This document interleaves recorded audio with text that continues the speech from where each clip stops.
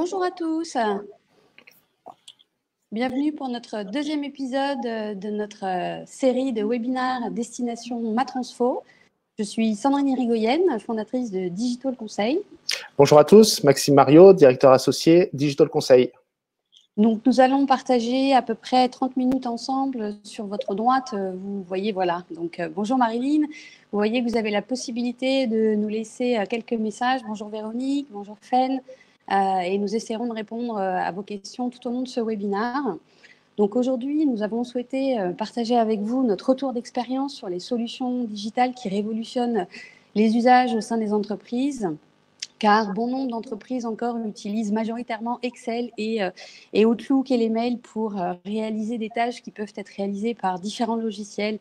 Car qui dit transformation digitale dit à un moment donné la sélection de nouveaux logiciels pour fluidifier, communiquer, optimiser la performance et la productivité des collaborateurs.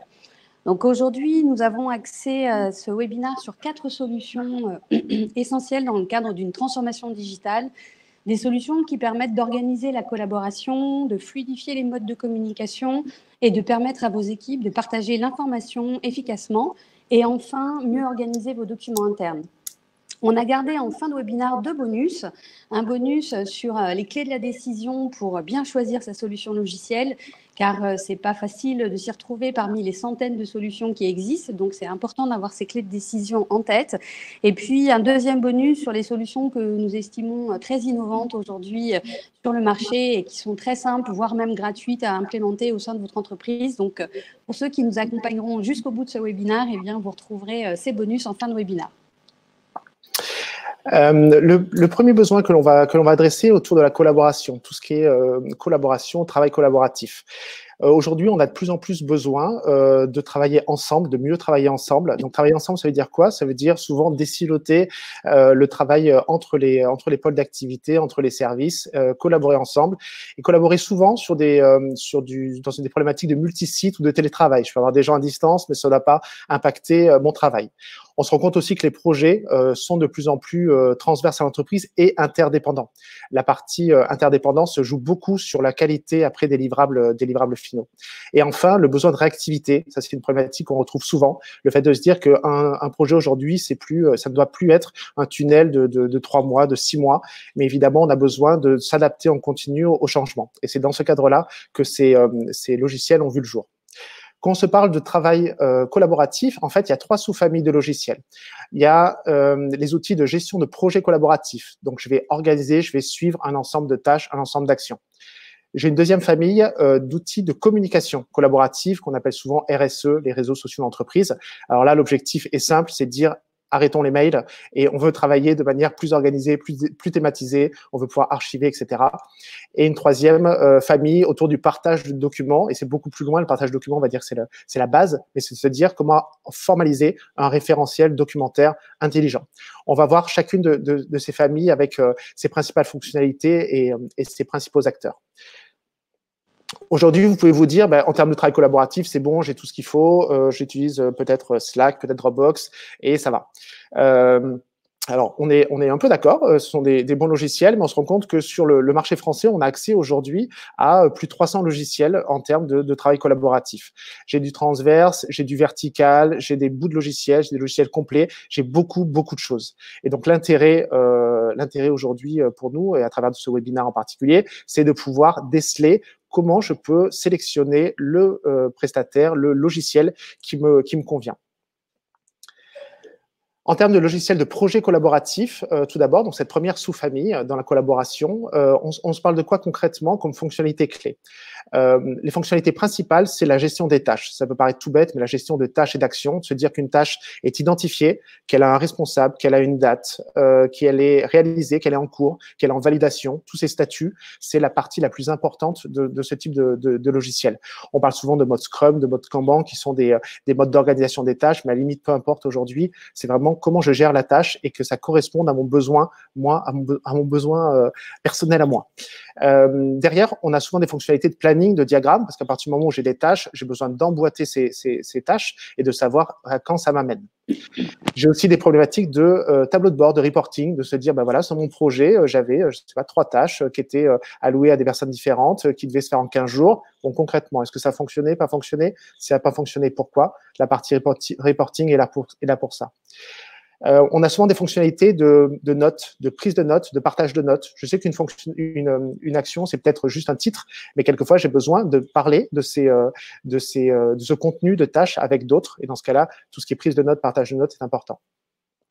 Enfin, j'ai le suivi du temps de travail par tâche qui peut être intéressant. Là aussi, c'est dans une vue de reporting de se dire que on avait prévu de faire cette action, de faire ce projet en tant de jours, tant de semaines, tant de mois. Mais concrètement, où est-ce qu'on en est aujourd'hui?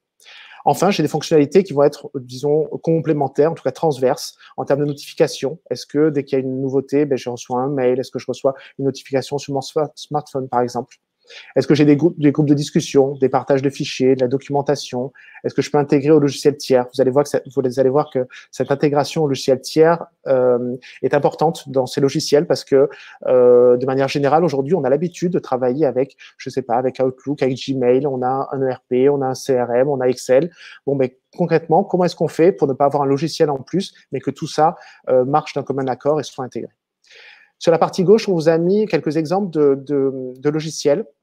Alors, on va pas vous parler de tous parce que donc on compte plus de 250 solutions, mais concrètement aujourd'hui les acteurs établis, alors établis c'est pas nous qui le disons, c'est en part de marché, ça ne préjuge pas de la qualité, hein, mais ce sont des acteurs qui ont fait leur preuve. On a du Trello qui est souvent très connu du grand public parce qu'on peut l'utiliser en termes perso, en termes professionnels, dans des associations, etc. Et le modèle freemium commence par être gratuit, donc est très intéressant. On a du Microsoft Project qui est là un peu plus lourd, faut savoir un peu s'en servir, mais en termes de pilotage de projet ou en tout cas de visualisation de projets qui a beaucoup de fonctionnalités. Et enfin, on a des logiciels comme Jira qui sont assez complets, qu'on retrouve beaucoup aujourd'hui, notamment dans des agences web, agences de développement, etc. Dans les challengers, on vous a mis quelques noms qui nous semble intéressant. Wrike, dont on parlera, on a une étude de cas juste derrière, qui est un outil de gestion vraiment complet, qui intègre au sein de l'interface beaucoup de fonctionnalités. Et des outils un peu plus avant-gardistes comme Notion, Notion.se, je vous conseille d'aller voir si ça vous intéresse. C'est une nouvelle manière de gérer le travail collaboratif via des interfaces qui sont assez dépouillées, très simples d'utilisation. Quand vous choisissez, quand vous avez besoin de choisir une solution de gestion de projet collaboratif, vous avez besoin de trouver les facteurs clés. Qu'est-ce qui différencie un outil d'un autre? On vous a mis notre avis sur la partie gauche de l'écran, sont les facteurs clés pour nous de ce choix de logiciel. Il y a évidemment, et comme pour tout logiciel, le périmètre fonctionnel et la profondeur fonctionnelle. Le périmètre fonctionnel, c'est simplement de se dire de quoi j'ai besoin moins concrètement et est-ce que cet outil va répondre à mon besoin. En termes de périmètre, c'est-à-dire en largeur, mais aussi en profondeur. C'est-à-dire que pour une seule fonctionnalité, par exemple, j'ai besoin de suivre les tâches, vous pouvez avoir des outils qui répondent avec une seule case, une seule fonctionnalité, et d'autres avec une profondeur fonctionnelle beaucoup plus importante. Donc là, c'est assez majeur de savoir ce que l'on souhaite avant de se ruer sur un logiciel. Quel est le niveau de collaboration envisagé aussi? Est-ce que vous êtes entre 2 personnes, 5 personnes, 10 personnes? C'est tout bête, mais est-ce que ces personnes sont sous Mac, sous PC? Est-ce qu'elles ont une connexion Internet? Est-ce qu'elles sont connectées avec du mobile, etc. Est-ce que vous avez besoin d'un mode offline, ce qui arrive souvent pour les gens qui sont soit en déplacement, soit dans des endroits qui captent moins? Est-ce que le type d'hébergement est important pour vous? Est-ce que ça vous dérange pas d'avoir des outils qui stockent leurs données aux États-Unis, ou est-ce que vous avez besoin, pour des raisons de confidentialité notamment, d'avoir un outil qui héberge ces données dans vos propres serveurs, dans votre propre entreprise? Enfin, quels sont les besoins d'intégration avec d'autres logiciels et les besoins en analytics? En se posant ces questions, déjà, on peut arriver à mettre un premier pas dans le logiciel dont on a besoin ensuite. On vous a noté une petite étude de cas. C'est le logiciel Wrike qui a été implémenté chez Pimkey. Donc Pimkey les prêt-à-porter. Leur contexte de base était assez simple et on le retrouve dans beaucoup d'entreprises. C'est de dire oui, on arrive au bout de notre projet, mais on a un retard fréquent sur la livraison des projets. Et on sait qu'un retard fréquent sur des projets, c'est un coût évidemment, c'est une déception humaine et c'est un coût. L'objectif, c'est donc de donner une visibilité transverse au projet à chaque collaborateur et de pouvoir susciter l'engagement. La solution Wrike a été mise en place. Alors là, je vous le dire une phrase, mais évidemment, une solution à mettre en place. Ils ont formalisé leur processus métier, leurs besoins. Ils ont sélectionné parmi N solutions la solution la plus adaptée. Mais le résultat est assez convaincant.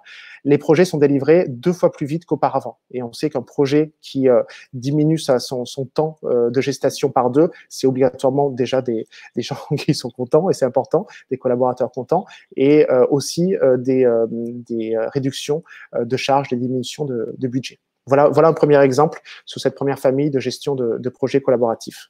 Et une vraie clé de succès dans la conduite du changement également, parce que lorsqu'on conduit des projets, on embarque des collaborateurs, et faire en sorte que les projets arrivent à l'heure et dans les bonnes conditions, eh bien, ça permet de mobiliser les collaborateurs autour du changement. On va également parler donc des logiciels de messagerie collaborative, ou qu'on appelle aussi plus régulièrement les réseaux sociaux d'entreprise. Donc, il y a une dizaine de solutions aujourd'hui sur le marché qui permettent aux collaborateurs de communiquer ensemble dans une autre version que celle historiquement installée via le mail. Donc, ça vient soulager beaucoup d'équipes, on le voit dans notre retour d'expérience, qui sont submergées par des dizaines et voire des centaines de mails, parce que finalement, l'outil mail est utilisé pour communiquer sur tout et n'importe quoi, sur la petite information comme la grosse information. Donc, ces logiciels de messagerie collaborative ont pour but de venir remplacer les mails vraiment trop importants dans les entreprises. Ils permettent en fait de créer des conversations de groupe thématisées. Donc, au lieu d'organiser les informations de façon chronologique, tel que c'est le cas dans le mail, eh bien, on va organiser les informations et les échanges d'informations selon des thématiques. Soit ce sont des thématiques projets, soit ce sont des thématiques de communication interne, des thématiques internes à l'entreprise, qui permettent en fait de fédérer des collaborateurs autour d'un sujet. Ils permettent également d'avoir des gestions de droits d'accès spécifiques pour donner accès à un certain nombre de collaborateurs à des informations. Ça peut être des collaborateurs qui sont dans la même direction, mais ça peut aussi être des collaborateurs qui sont dans différentes directions. Et surtout, ça peut aussi être des personnes qui sont à l'extérieur de l'entreprise. Donc, si vous avez un projet que vous voulez piloter avec un prestataire externe, par exemple, ou avec un client, vous pouvez créer des environnements spécifiques qui vont vous permettre de sélectionner 5, 10, 15, 30, 50, 60 personnes, 2 personnes, qu'importe, pour collaborer et communiquer autour d'un sujet. Ils offrent des moyens de communication assez divers, évidemment le chat, donc la partie textuelle, mais aussi l'audio, la visioconférence également. Les partages de documents au sein de ces outils sont facilités. On peut rajouter des pièces en attache, on peut partager des URL qui vont être soit prises sur le net pour partager de l'information, ou des URL qui vont être des accès simplifiés et directs à des documents qui sont stockés dans des outils d'organisation de documents. Évidemment, ils ont une recherche dans l'historique. Ils peuvent s'intégrer avec d'autres solutions. Donc ça, c'est le gros avantage. C'est-à-dire que ces solutions ne sont pas ce qu'on appelle stand-alone. Ils peuvent s'interconnecter avec d'autres solutions. On le verra tout à l'heure. On a un cas précis avec un acteur, mais par exemple, on peut connecter Slack pour un des acteurs les plus connus avec votre CRM ou avec votre outil de réclamation client, de façon à ce que l'ensemble des réclamations clients arrivent directement sur ces outils-là, et que toutes les personnes qui veulent suivre la tonalité, la fréquence, la qualité en fait de ces réclamations clients puissent avoir accès et y répondre depuis ces outils de collaboration. Et enfin, ils proposent aussi des options de sécurisation et de chiffrement de données pour permettre des échanges en toute confidentialité. Donc là, on vous a mis effectivement quelques solutions. Les trois plus connus sont Slack, Teams et Google Hangout. Donc Slack est une solution indépendante. Teams est une solution qui est proposée dans la suite Office gratuitement en fait pour toutes les entreprises qui bénéficient de la suite Office, et Google Hangout est proposé pour toutes les entreprises qui disposent de la suite Google. Alors, je vois quelques questions. Avoir un outil de travail collaboratif sur lequel on peut communiquer plus une solution, ça ne fait pas doublon pour vous? Alors, effectivement, non, ça ne fait pas doublon. On l'a vu dans certaines entreprises. L'idée est d'identifier quels sont les mails, quelles sont les informations qu'on va continuer de faire transiter par le mail, et quelles sont les informations qu'on va initier via des outils de messagerie collaborative. Nous, on l'utilise, par exemple, au sein du cabinet, on l'utilise aussi avec certains de nos clients, et on arrive véritablement à faire la distinction. Donc, tous les documents, les informations très formelles qui nécessitent d'avoir une traçabilité, une validation extrêmement formelle, on va les garder sur mail, et puis tous les échanges d'informations un peu simples, sans forcément d'attente formalisée derrière. On va plutôt les passer sur des messageries collaboratives. De plus, on le voit dans l'étude de cas qui va suivre juste derrière, on vous en parlera tout à l'heure, mais on peut aussi créer des communications très ludiques qui viennent fédérer les équipes et qui n'ont pas vocation à exister ou à continuer d'exister par mail. Les facteurs clés du choix d'un type de logiciel sont, comme on l'a vu précédemment, évidemment le périmètre fonctionnel et la profondeur fonctionnelle. Alors c'est vraiment très important de répondre à cette question avant d'installer un logiciel de messagerie collaborative, car une fois qu'il est installé dans l'entreprise, eh bien, généralement, les collaborateurs s'en emparent très vite, les usages se créent très facilement, et ça devient un outil dont on peut plus vraiment se passer. Donc, il faut vraiment se poser les questions avant de l'implémenter pour éviter d'avoir à refaire marche arrière quelques mois plus tard. Il y en a quelques-uns qui proposent des abonnements parce que ils sont payants, d'autres qui sont, on l'a vu tout à l'heure, déjà intégrés dans des suites de logiciels. C'est le cas de Google et c'est le cas de Microsoft. Donc évidemment, si vous avez une suite Google ou si vous avez une suite Microsoft, autant bénéficier d'un logiciel proposé par un de ces éditeurs. On le verra à la fin en bonus, il y a une vraie stratégie en fait pour garder l'ensemble des briques logicielles lorsqu'on fait partie d'un des clients de ces éditeurs. Et puis se poser des questions sur est-ce qu'on a besoin d'intégrer ces logiciels de messagerie avec d'autres solutions, si oui, lesquelles. Et donc, en fonction des logiciels dont on parle, certains vont avoir des connecteurs natifs qui vont permettre de plugger très facilement, par exemple, un outil de messagerie tel que Slack avec un CRM, par exemple Salesforce ou d'autres ont des connecteurs natifs avec Slack qui permettent de remonter vraiment très facilement les informations depuis des outils de messagerie tels que ceux-ci. Alors, on s'interroge évidemment sur la taille de l'équipe, combien de collaborateurs doivent être équipés, est-ce que ce sont des personnes qui sont uniquement au sein de l'entreprise ou est-ce que ce sont des personnes qui sont à l'extérieur de l'entreprise, et sur le type de médias qu'on veut utiliser, est-ce qu'on veut utiliser de l'audio, de la vidéo ou uniquement du message texte, pardon. Donc, les outils de travail collaboratif n'incluent pas systématiquement de la communication. Alors, en tout cas, là, ce dont on parle, on est en train de parler justement des outils de communication collaborative. Ne reportons-nous pas l'avalanche de mails vers une avalanche de notifications sur ces solutions? Alors, c'est vrai que c'est une crainte au début, mais en fait, lorsque c'est correctement paramétré, correctement pensé et qu'il y a des règles de fonctionnement avec un gardien, en fait, un gardien des règles de fonctionnement, eh bien, on arrive à avoir des choses qui sont vraiment très efficaces. Pourquoi? Parce que chaque collaborateur n'est pas obligé de regarder l'ensemble des messages et l'ensemble des chaînes. Lui, par exemple, s'il travaille sur un projet A, sur un projet B, sur un projet C, il va regarder uniquement les chaînes des projets A, B et C. Ça nous est tous arrivé de recevoir des mails en copie sur des sujets qui ne nous concernaient pas directement et qui viennent, eux, polluer notre boîte mail sans qu'on ait la capacité à finalement sélectionner les mails qu'on reçoit. Dans des outils tels que ceux-ci, on peut vraiment sélectionner les chaînes ou en tout cas les thématiques sur lesquelles on veut être notifié.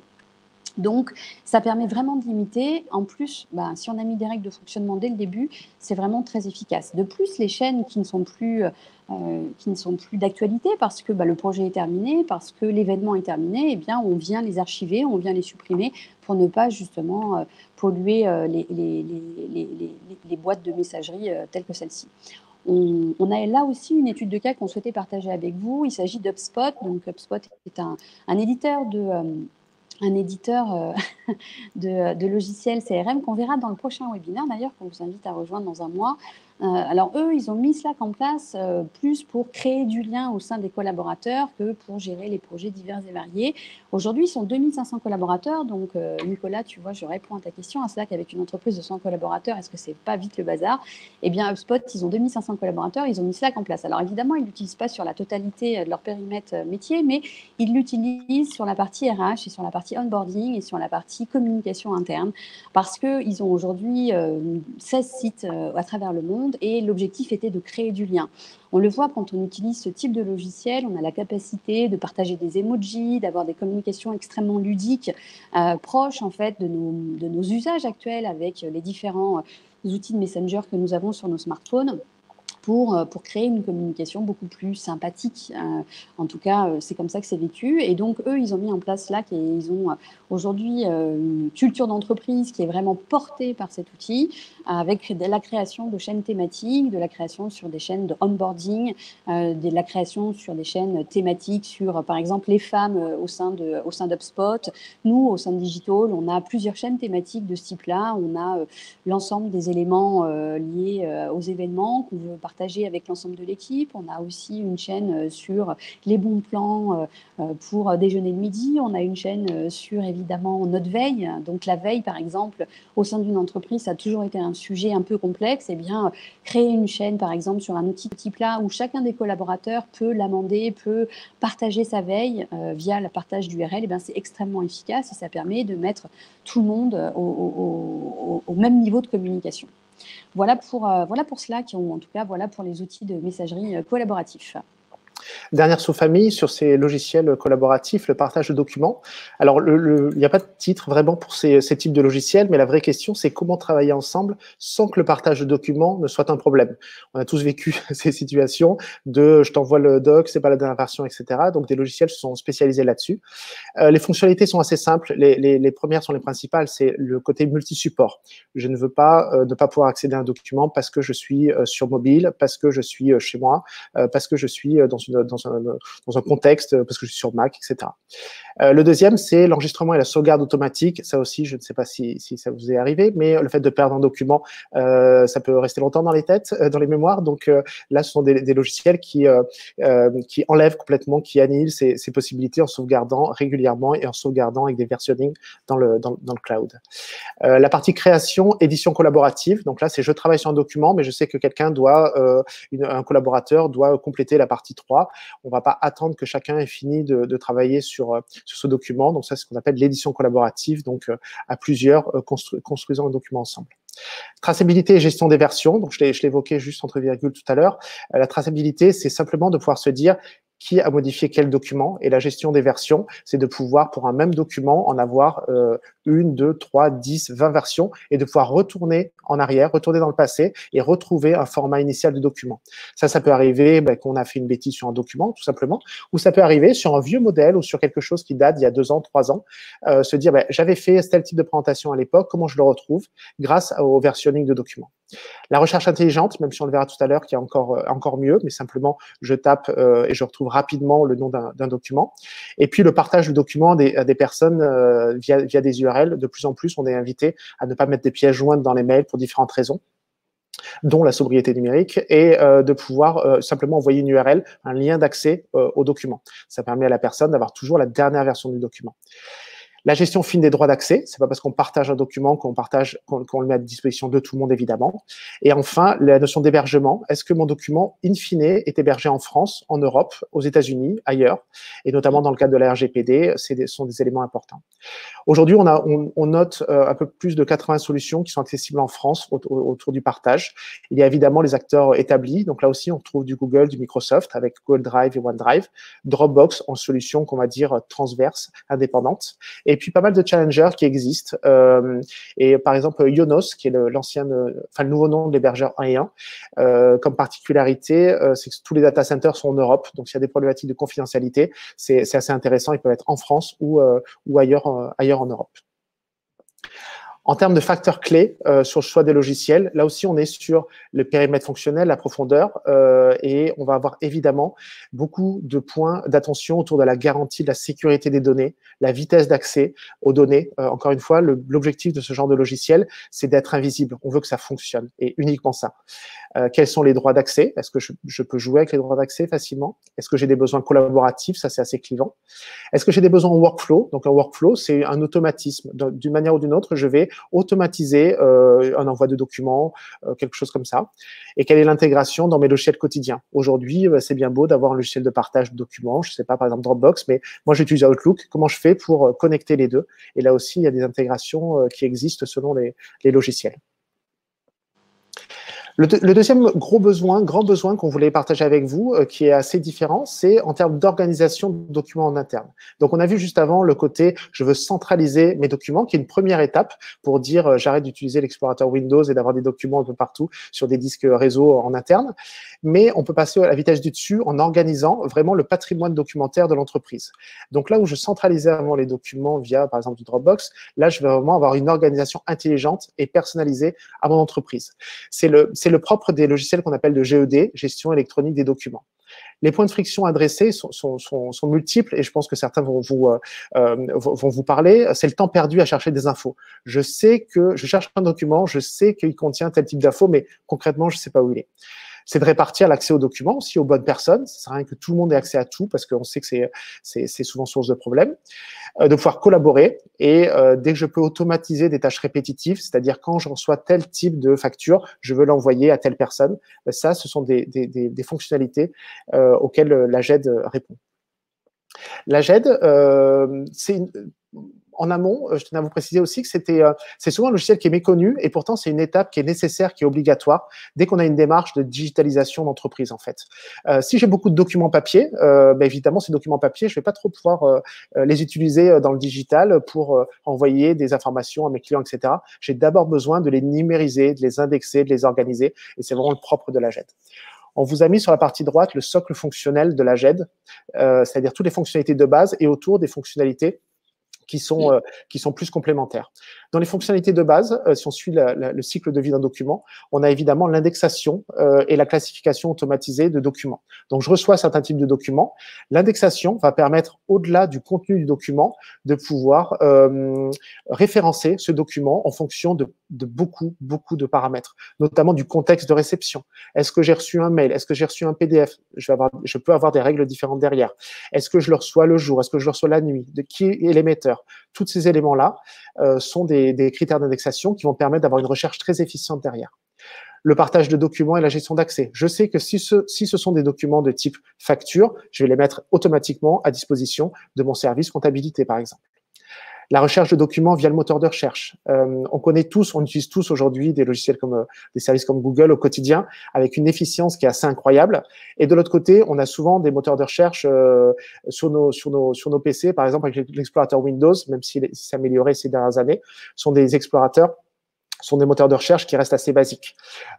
Pourquoi? Parce que un explorateur Windows, en grande partie, va faire des recherches sur le contenu, sur le titre du document, mais pas sur son contenu. Grâce à un outil de type GED, là, je vais chercher sur l'intégralité du contenu du document, plus tous les critères d'indexation, les métadonnées, etc. Donc, si je recherche un document de type mail reçu plus tôt une nuit par un client de mon segment haut, je vais pouvoir le rechercher. La partie versionning et traçabilité, comme je l'évoquais tout à l'heure. Et enfin, la gestion du cycle de vie des documents. Donc, je peux, pour certains documents, ou pour tous mes documents, définir un cycle de vie. Un cycle de vie, c'est quoi? C'est par exemple, je reçois tel document je sais qu'il doit être vérifié par une personne en interne, puis il doit être validé. Je sais qu'au bout d'un mois, je vais l'envoyer automatiquement à tel service pour relecture, pour enquête de satisfaction, pour SAV, etc. Toute cette gestion de cycle de vie, document par document, je peux l'automatiser. Et enfin, autour, j'ai des modules complémentaires selon les documents, selon les logiciels GED, autour de la signature électronique, du scan papier, de la partie OCR. OCR, c'est le fait, une fois que j'ai scanné un papier, que informatiquement, le contenu du document soit reconnu et que je puisse faire des copier-coller, par exemple. J'ai plus de 300 solutions aujourd'hui, enfin, il y a plus de 300 solutions disponibles en France, avec des acteurs établis, comme OpenText, comme mFiles, comme SharePoint de Microsoft, ou des challengers. Donc là-dessus, sur les challengers, ils sont en général beaucoup plus sur un mode machine learning, apport de l'intelligence artificielle, et on peut trouver vraiment des fonctionnalités assez bluffantes. Alfresco est une solution open source, il y a du UDoc, il y en a pas mal. En termes de clés de choix de la solution GED, il y a encore une fois le périmètre fonctionnel, tout ce qui est profondeur. Et puis après, je vais avoir des types de fonctionnalités propres à la GED, notamment la notion de preuve juridique, de valeur probatoire. C'est quoi? C'est tout simplement le fait de se dire que si je scanne une facture, la version PDF de la facture n'a pas la même légitimité, le même pouvoir juridique que ma facture papier. par défaut. Aujourd'hui, des solutions GED se sont mises sous ces problématiques et grâce à des normes, en fait, arrivent à ce qu'un PDF d'une facture ait la même valeur juridique qu'une facture. Et dans ce cas-là, j'ai plus besoin de garder toutes mes factures papier, toute ma documentation papier. Je peux vraiment numériser et brûler mes archives ou détruire mes archives. Dans les autres points clés, j'ai évidemment la capacité de stockage, de quoi on parle, 1 giga, 10 gigas, 3 pétas, ce qu'on veut. Quel est le degré de collaboration? Quel est le mode d'accessibilité? Quel est le niveau d'intelligence que j'entends pour ma classification automatique? Et enfin, quel est le besoin d'intégration avec des solutions tierces? Là aussi, par exemple, j'utilise Outlook, je souhaite que ma solution GED puisse être intégrée automatiquement et que je puisse joindre des documents via Outlook. Voilà les exemples, en tout cas les types de questions à se poser. Et pour nous, une fois qu'on a répondu déjà à ces questions, on peut vraiment se positionner plus facilement.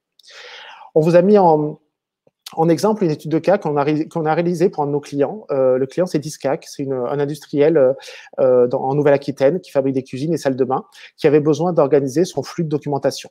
Donc, le flux de documentation, c'était quoi? C'était un peu plus de 100 courriers par jour qui sont reçus, majoritairement des commandes, mais aussi un peu de choses moins qualitatives, ou en tout cas moins prioritaires pour l'entreprise. Et il y avait besoin d'avoir un classement, une gestion automatisée de l'ensemble de ces documents, avec comme prérequis le besoin pour l'entreprise d'avoir un outil majoritairement invisible, c'est-à-dire un outil qui marche, dont on peut jouir librement, mais par contre qui ne soit pas un outil supplémentaire à utiliser pour les collaborateurs.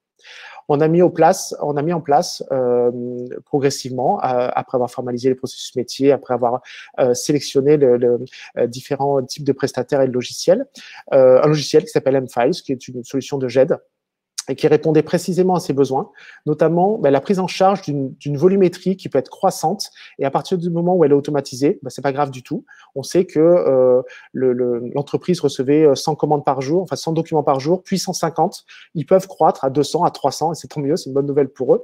Et cela n'aura aucun impact, ça ne demande pas de gens supplémentaires, de ressources supplémentaires. Une bonne partie de cette entrée est automatisée. En fonction de la source, en fonction du client qui envoie un courrier, automatiquement, les courriers sont scannés, sont reconnus et peuvent être classés et envoyés aux bonnes personnes pour traitement. Il y avait aussi une recherche indexée, c'était un des besoins. Une conduite du changement qu'il voulait vraiment faciliter. Et donc là, ce genre de solution M-Files s'intègre vraiment à l'explorateur Windows, ce qui est très simple pour les utilisateurs. Ils n'ont pas à réinventer leur utilisation au quotidien. Et enfin, une réutilisation possible de l'ensemble des documents publics via des web services. Donc concrètement, une fois que c'est organisé en interne, je peux pousser toutes ces informations. Et là, on est vraiment dans la digitalisation via un site internet, via un extranet. Je peux pousser des factures à mes fournisseurs, etc. Et concrètement, dans ce cas client, Maxime, on peut vraiment dire qu'on a permis en fait à l'entreprise d'éviter un recrutement additionnel, parce qu'en fait le service administration des ventes qui gérait l'ensemble de ces courriers entrants le faisait manuellement, donc plus les ventes augmentaient et plus les ressources étaient nécessaires et importantes, et donc il y avait des recrutements qui n'arrêtaient pas de croître et d'être corrélés à l'augmentation des ventes. Et bien avec une solution telle que celle-ci, ce n'est plus le cas. Les personnes en charge de l'administration des ventes qui avant rangeaient les commandes dans des bannettes, bien maintenant se concentrent sur des tâches à forte valeur ajoutée, avec de la gestion de la relation client, plutôt que sur de la tâche administrative qui donc est dévolue à une solution de GED informatique et transparente aujourd'hui pour l'entreprise. Pour répondre à la question de Nicolas, les fichiers peuvent être stockés, on a plusieurs modes en fait, soit en mode cloud, soit dans les serveurs de l'entreprise. Là aussi, ça dépend des solutions. Et la partie envoi peut évidemment se faire manuellement, mais le but via les workflows, c'est de l'automatiser. En se disant, par exemple, sur un cas concret, que si je reçois une commande de tel client, le tel client, c'est en numérisant qu'on va reconnaître par exemple l'adresse ou le nom du client, c'est envoyé directement au commercial qui traite ce secteur. Tout cet automatisme est possible et fait grandement gagner du temps. Donc, on a adressé les 4 solutions qu'on voulait partager avec vous aujourd'hui, comme quoi le temps passe très vite. Et maintenant, on va passer à la synthèse. Donc, on vous a préparé un petit tableau de synthèse de façon à ce que vous gardiez en tête qu'on ne choisit pas une solution pour une solution, on choisit une solution qui répond à un besoin. Donc, il est vraiment très important de clarifier son besoin.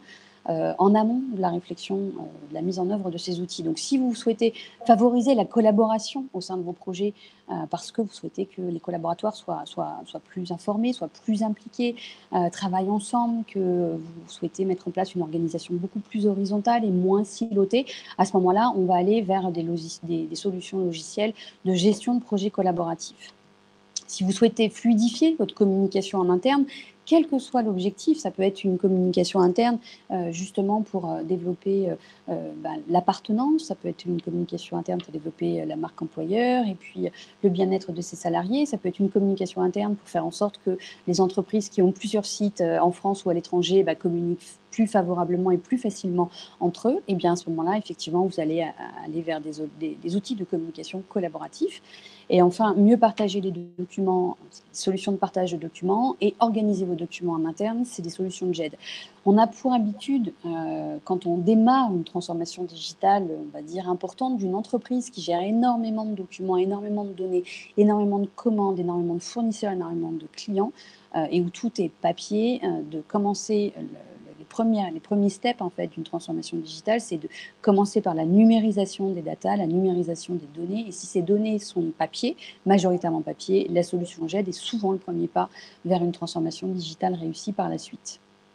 Et donc, toutes les autres solutions qu'on a vues préalablement de communication collaborative aident favorablement et favorisent vraiment la conduite du changement durant un projet de transformation digitale. Donc, on n'attend pas que le projet soit terminé pour mettre en place ces solutions. Elles sont mises en place dès le début de la réflexion, dès le début où on embarque en fait l'ensemble des collaborateurs dans cette réflexion. Et donc là, vous vous demandez sûrement, OK, mais dans mon cas, de quoi j'ai besoin? C'est quoi le logiciel? Donc, par exemple, c'est ce que Fed nous demande.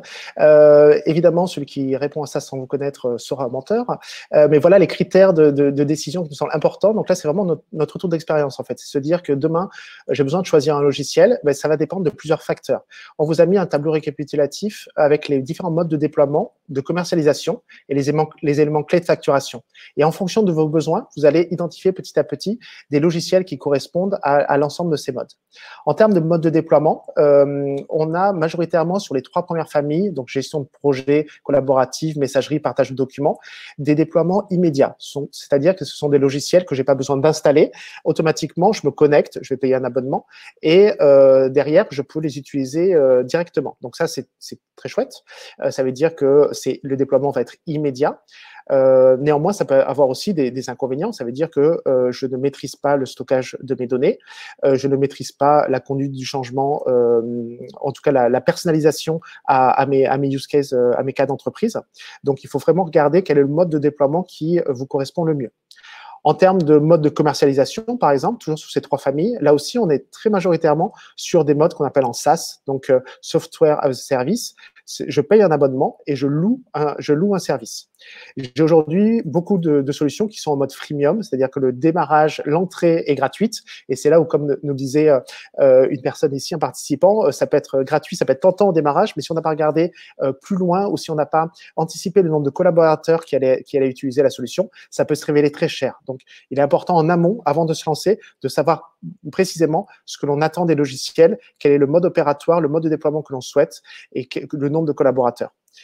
Vous avez, par exemple, sur la solution GED, des modes de déploiement qui sont complètement différents des outils collaboratifs. Pour une GED, comme je vous le disais tout à l'heure, la valeur ajoutée va venir de la personnalisation à l'entreprise.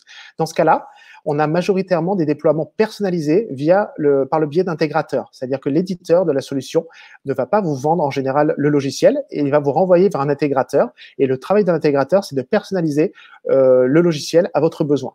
Donc, ça veut dire que c'est un déploiement qui va prendre un peu plus de temps, mais qui en contrepartie sera vraiment personnalisé. Vous pouvez trouver en GED des déploiements immédiats, souvent sur des solutions en SaaS aussi. C'est bien, vous allez être complètement autonome, mais attention, les fonctionnalités vont être standards. Elles ne pourront pas être personnalisées ou beaucoup moins personnalisées. Je rentrerai pas exactement dans le détail des éléments clés de facturation, mais on vous les a mis ici. Pour chaque type de solution, il est bien important de savoir ce qui va faire que la solution in fine va vous coûter cher ou pas. Et en fonction des types de logiciels, c'est très différent. Ça peut être le nombre d'utilisateurs, ça peut être les stockages, ça peut être le nombre d'allers-retours avec l'éditeur, ça peut être la garantie. Il peut y avoir beaucoup de choses et c'est important de le savoir en amont pour pas se faire avoir ensuite. On voulait partager avec vous les deux modèles d'écosystèmes qui existent aujourd'hui au niveau des éditeurs de logiciels. Donc, quand on est à la recherche d'un logiciel, eh bien, on va faire des salons, on va aller surfer sur le net et on va aller chercher le logiciel qui répond à son besoin. Et nous, on souhaitait partager avec vous les deux modes organisationnels qui existent aujourd'hui sur les solutions logicielles. Donc, on a deux types d'écosystèmes. On a un écosystème qu'on pourrait qualifié, en tout cas que nous on a qualifié clé en main certes, mais peu ouvert pour ne pas dire fermé, qui vont être des suites logicielles qui vont être proposées par les gros acteurs que sont Google, que sont Office et que sont Adobe par exemple, et ils vont tout faire en fait pour faire que une fois que vous avez sélectionné un logiciel au sein de leur suite, bah, que si vous voulez rajouter des briques additionnelles, eh bien vous privilégiez en fait les briques fonctionnelles et les briques techniques qu'ils vous proposent. Et puis on a un deuxième écosystème qui lui est beaucoup plus ouvert et qui va être construit via des API. Donc l'avantage et les inconvénients de ces deux écosystèmes, il n'y a pas de bonne et de mauvaise solution, il n'y a pas de bon et de mauvais écosystème. Par contre, il est important de le savoir avant de choisir. Donc c'est ce qu'on voulait partager avec vous aujourd'hui. Alors, si on va vers un écosystème clé en main, les avantages, c'est qu'on va les installer facilement, que ça va être extrêmement user-friendly, extrêmement facile d'utilisation. On va pouvoir créer des interfaces très simplement entre les différentes briques logicielles de ces différents acteurs. Donc, par exemple, je vais prendre Adobe. On va pouvoir créer des interfaces faciles entre le logiciel CRM, le logiciel Marketing Automation, l'ensemble des logiciels qu'ils préconisent et qui font partie de leur suite. L'intégrateur qui aura installé ces logiciels pourra faire en sorte que en une demi-journée, une journée, voire 2 jours maximum, l'ensemble de ces logiciels s'interfacent. Les tarifs, par contre, alors au début, sont extrêmement avantageux parce qu'ils essayent de faire bénéficier l'ensemble de leurs utilisateurs de briques gratuites au début, puis ils les testent et si ça fonctionne bien, après, ils passent vers un modèle payant. Donc, on a des tarifs d'entrée qui sont parfois avantageux. Et puis, donc, je le disais, on a une continuité de l'expérience utilisateur. Les inconvénients, c'est qu'à partir du moment où vous avez sélectionné un logiciel d'un de ces gros acteurs, eh bien, vous allez voir que c'est très, très, très compliqué d'en sortir. On a accompagné un client qui était avec un socle technique, par exemple SAP. Donc, l'ensemble de son système d'information était sous SAP, son ERP était SAP, l'ensemble dans son BI était sous SAP. Mais par contre, il voulait installer un CRM qui n'était pas SAP et qui était d'une autre marque. Et donc, on a commencé à regarder comment on pouvait interfacer ces logiciels. Et clairement, il y a des barrières qui font que c'est devenu très, très, très, très, très compliqué d'interfacer ces logiciels. C'est coûteux, ça prend du temps. Peu d'intégrateurs sont formés d'ailleurs sur l'intégration de logiciels versus des éditeurs tiers. Donc, on est contraint souvent de rester dans le même environnement une fois qu'on a commencé à travailler avec un de ces éditeurs. Et le dernier inconvénient, c'est que ce sont souvent des solutions généralistes et peu spécialisées, peu verticales en fait.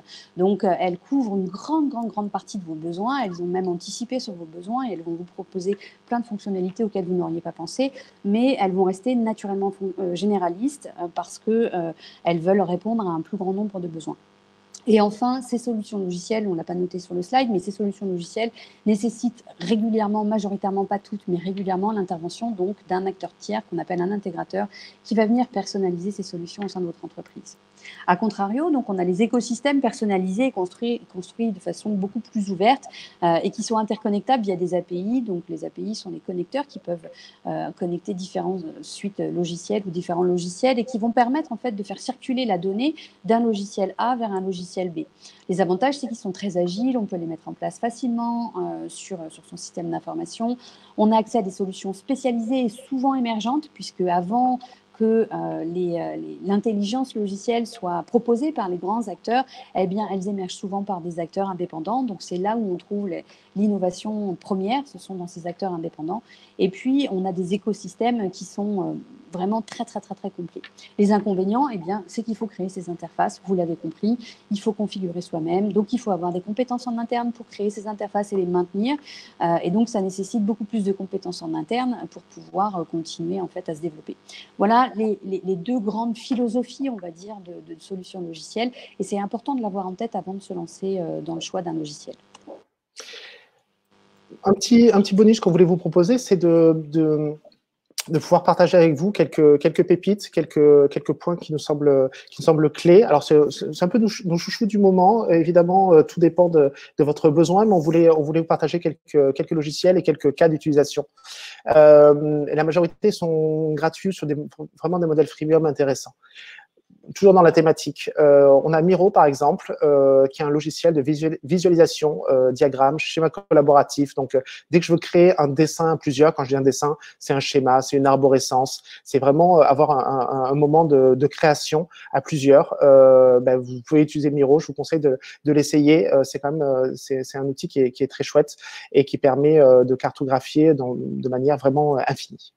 On a parlé de Slack tout à l'heure. Je voulais vous donner un petit add-on, c'est-à-dire une utilisation de Slack qui nous semble intéressante.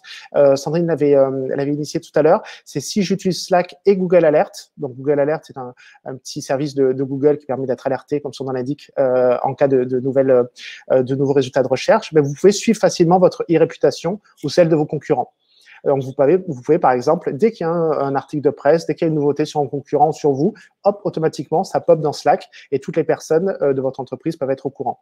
De la même manière, si on connecte Slack à un service qui est gratuit aussi en mode freemium, Uptime Robot, vous allez pouvoir suivre la disponibilité d'un site web. Donc là où avant, c'était des tâches qui étaient vraiment dédiées aux directions informatiques, mais vous pouvez avoir un visu sur est-ce que mon site est up, c'est-à-dire est-ce qu'il fonctionne, ou est-ce qu'il y a quelquefois, est-ce qu'il est indisponible? Et ça aussi, vous pouvez le mettre à disposition de tous les collaborateurs que vous souhaitez. Dashlane, qui est un logiciel de gestion de mots de passe qui permet de gérer ses mots de passe. On sait tous, enfin justement, on ne sait plus tous quels sont nos mots de passe souvent, et qui va vous permettre surtout de les partager. Vous allez pouvoir partager des mots de passe sans que la personne en face ne voit votre mot de passe, mais elle pourra l'utiliser. C'est assez magique et ça fonctionne très bien. CleanFox, un outil de désabonnement en masse de newsletters qui va scanner votre boîte mail et qui va vous désabonner de toutes les newsletters. Ça, c'est génial. Et Evernote, qui est un outil qui existe depuis longtemps, mais qui fait toujours ses preuves pour moi. Si vous aimez la prise de notes, si vous aimez prendre des notes sur tout ce qui vous arrive, avec quelquefois du texte, quelquefois des images, des photos, des URL, des articles de presse, thématiser le tout, Evernote est très bon. Et enfin, un petit use case de HubSpot pour terminer. HubSpot, qui est donc un logiciel CRM, qui est en mode freemium aussi, qui est gratuit au démarrage, va vous permettre d'avoir un assistant de prise de rendez-vous. Donc concrètement, c'est quoi? C'est une URL qui est dédiée, donc une adresse Internet, une page web, qui est dédiée, qui est connectée à votre agenda et qui vous allez pouvoir l'envoyer aux gens avec qui vous voulez prendre rendez-vous, et ils vont pouvoir prendre rendez-vous en ligne. Donc un peu comme Doctolib en fait, mais votre Doctolib personnalisé est gratuit. C'est un use case HubSpot et ça fait gagner beaucoup de temps dans la productivité au quotidien. Et voilà, nous arrivons à la fin de ce webinaire. On vous remercie d'avoir été si nombreux et de nous avoir accompagnés jusqu'à 12h17. On a un petit peu débordé au niveau du timing. On a déjà l'ordre du jour du prochain webinaire qui a lieu dans un mois. Donc, ce sera le 27 mars. On parlera de CRM, on parlera d'outils de marketing automation, de RP et de SIRH. Les 4 outils nécessaires pour doper votre croissance, piliers en fait de votre développement vis-à-vis de vos clients, vis-à-vis de vos fournisseurs et vis-à-vis de vos collaborateurs. On est ravis de vous rejoindre, en tout cas de vous retrouver d'ici un mois. Je ne sais pas s'il y a encore d'autres questions. S'il y a des questions, évidemment, on peut encore y répondre. Donc, Nicolas, donc, tu nous parles d'une pépite Simple Mind pour la conception de projet. Eh bien, écoute, on va regarder cet outil. Et puis, on en parlera peut-être dans un prochain webinaire. Évidemment, vous pouvez nous retrouver en replay dès tout à l'heure. Le support sera accessible depuis le replay, ce qui n'était pas le cas dans le premier webinaire, mais ce qui sera le cas dès maintenant. Donc, vous pourrez reparcourir l'ensemble de ce support à votre convenance dans le replay. Merci à tous et à dans un mois pour la suite de Destination Ma Transfo en votre compagnie. Merci beaucoup. Merci, au revoir. Au revoir.